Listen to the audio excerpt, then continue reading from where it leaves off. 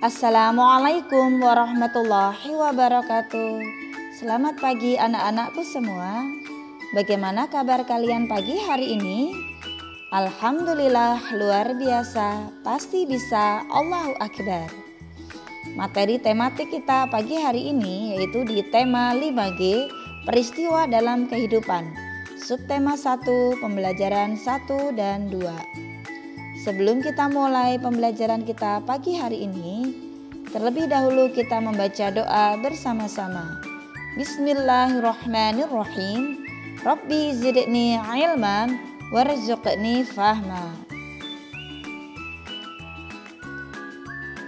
Adapun tujuan pembelajaran kita pada pagi hari ini yaitu yang pertama, agar kalian mampu mengidentifikasi faktor-faktor penting penyebab penjajahan bangsa Indonesia dan upaya bangsa Indonesia mempertahankan kedaulatannya. Kemudian dapat menggali informasi penting dari teks narasi sejarah secara lisan maupun tulisan dengan menggunakan aspek adik simba. Yang ketiga, agar kalian mampu memahami pola lantai dalam tari kreasi daerah dan mengenal lagu-lagu wajib nasional beserta penciptanya. Baiklah anak-anakku semua, yuk kita simak materi kita pada pagi hari ini. Yang pertama adalah muatan ilmu pengetahuan sosial, yaitu tentang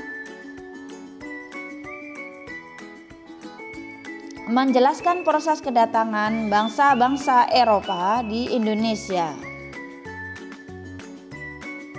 Sejarah masuknya bangsa Eropa di Indonesia. Kedatangan bangsa Eropa di Indonesia itu dilatar belakangi oleh beberapa faktor.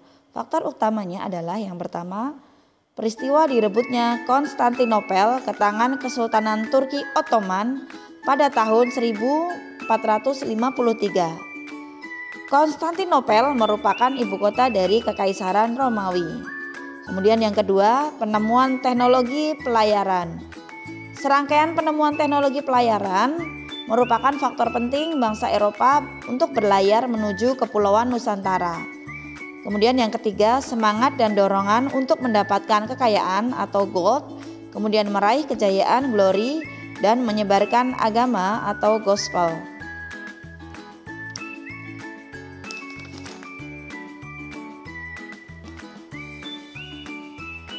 Barang dagangan utama itu adalah rempah-rempah. Pada masa itu, rempah-rempah sangatlah mahal karena harganya itu setara dengan emas. Rempah-rempah digunakan untuk perawatan kecantikan, kemudian obat-obatan dan bahan ritual keagamaan. Rempah-rempah biasanya berasal dari benua Asia dan Amerika yang letaknya sangat jauh dari benua Eropa. Akibat Konstantinopel dikuasai oleh Turki Ottoman, bangsa Eropa dilarang berdagang di Konstantinopel dan akhirnya mereka melakukan penjajahan ke benua Asia dan Amerika. Bangsa Portugis adalah negara yang pertama datang dan menjajah di Indonesia. Kalian bisa simak materi ini pada halaman 3 di buku tematik 5G.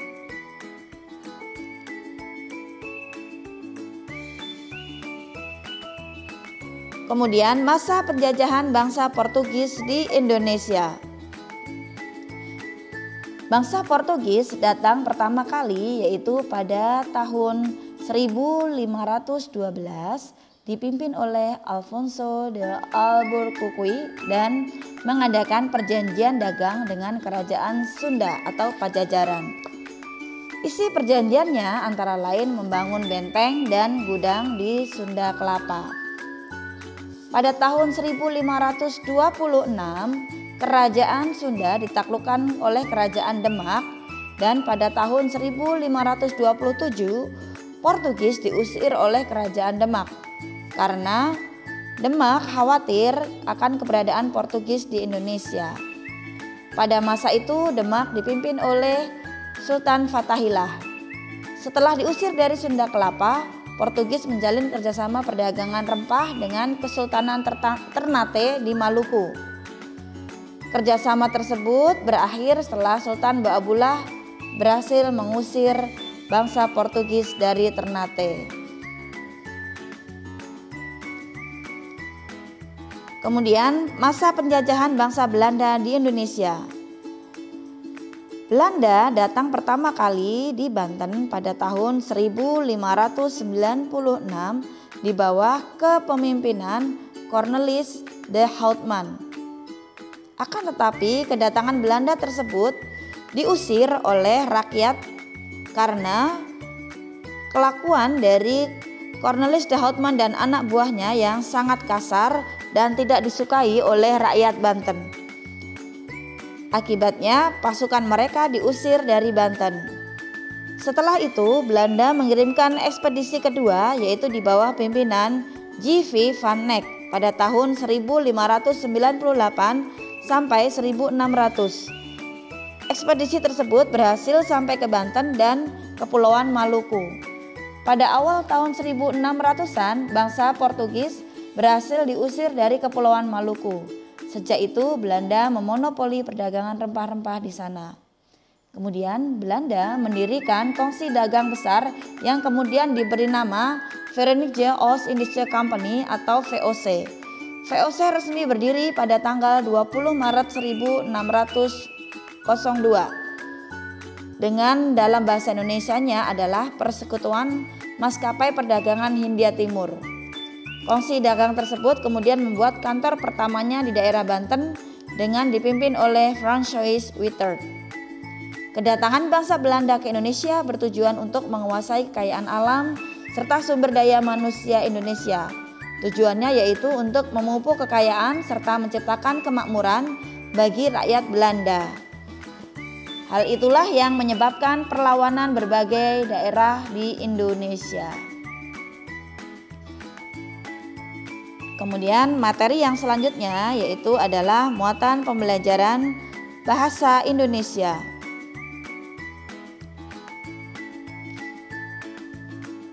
Teks narasi sejarah. Teks narasi sejarah adalah teks yang membahas peristiwa sejarah berdasarkan fakta yang terjadi dan disampaikan dalam bentuk narasi atau urutan cerita. Adapun cara menggali teks narasi sejarah, yang pertama, membaca teks dengan cermat, kemudian menggarisbawahi gagasan pokok setiap paragraf. Yang ketiga, mengelompokkan informasi dalam teks menggunakan kata tanya. Kemudian yang keempat, menjawab pertanyaan yang diberikan dengan menggunakan jawaban dari pertanyaan yang diajukan.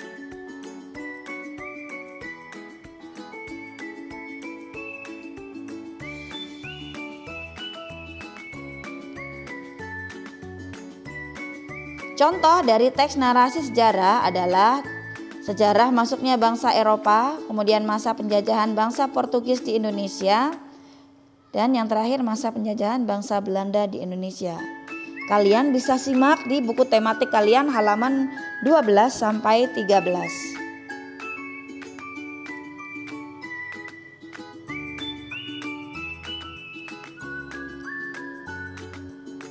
Adapun cara menggali informasi dalam teks dengan menggunakan kata tanya 5W1H atau 5W1H.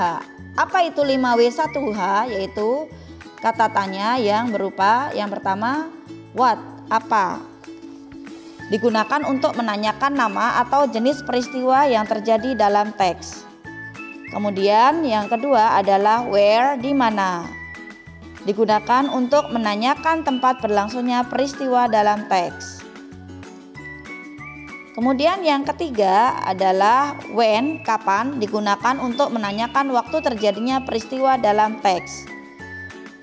Yang keempat adalah siapa atau who, digunakan untuk menanyakan tokoh atau pelaku yang terlibat dalam peristiwa yang terjadi dalam teks. Kemudian yang kelima, why, mengapa, digunakan untuk menanyakan penyebab atau alasan terjadinya peristiwa dalam teks. Dan yang terakhir adalah how, digunakan untuk menanyakan cara atau keadaan saat terjadinya peristiwa dalam teks. Kemudian materi yang terakhir adalah SBDP. yaitu tentang lagu wajib. Lagu wajib adalah lagu yang diwajibkan untuk diajarkan oleh guru kepada siswa dalam rangka menanamkan rasa cinta tanah air dan menghargai jasa pahlawan dan membakar semangat perjuangan agar selalu menyala. Ciri-ciri dari lagu wajib yang pertama, mengandung lirik yang bertujuan menanamkan sikap cinta tanah air, kepahlawanan, nasionalisme, serta rela berkorban demi bangsa dan negara. Kedua, iramanya biasanya penuh semangat. Yang ketiga, lagu-lagu wajib diajarkan, dipelajari, dan dihayati sesuai dengan maksud dan tujuan yang terkandung di dalamnya. Berikut adalah contoh-contoh dari lagu wajib nasional beserta penciptanya. Yang pertama adalah Gugur Bunga, yaitu ciptaan dari Ismail Marzuki. Kemudian Bagimu Negeri, ciptaan dari Kusbini. Halo Halo Bandung, ciptaan Ismail Marzuki. Satu Nusa Satu Bangsa, ciptaan El Manik. Kemudian Indonesia Raya, ciptaan W.R. Supratman. Rayuan Pulau Kelapa, ciptaan dari Ismail Marzuki. Dan contoh yang terakhir adalah Maju Tak Gentar, ciptaan C. Simanjuntak. Bagaimana anak-anakku semua, bisa dipahami ya? Adapun tugas kalian pada pagi hari ini yaitu yang pertama, jelaskan faktor pendorong penjajahan bangsa-bangsa Eropa di Indonesia. Kemudian yang kedua, mengapa rempah-rempah menjadi barang dagangan utama dalam perdagangan yang dilakukan bangsa Eropa? Jelaskan. Kemudian yang ketiga, kapan bangsa Portugis datang pertama kali di Indonesia? Siapakah pemimpinnya? 4. Apa kepanjangan dari VOC dan tuliskan nama lainnya atau arti lainnya dalam bahasa Indonesia. Kemudian jelaskan pengertian teks narasi sejarah. Yang keenam, tuliskan pengertian 5W1H atau 5W1H. Kemudian yang ketujuh, buka buku tematik 5G halaman 17, kerjakan nomor 3 dengan menggunakan tabel. 8. Apakah pengertian dari lagu wajib? Yang 9, tuliskan 5 lagu wajib dan nama penciptanya. Selamat mengerjakan. Alhamdulillahirrabbilalamin. Materi pada pagi hari ini Ibu cukupkan sekian. Terima kasih atas perhatiannya. Selalu semangat belajar ya. Ibu akhiri dengan wassalamualaikum warahmatullahi wabarakatuh.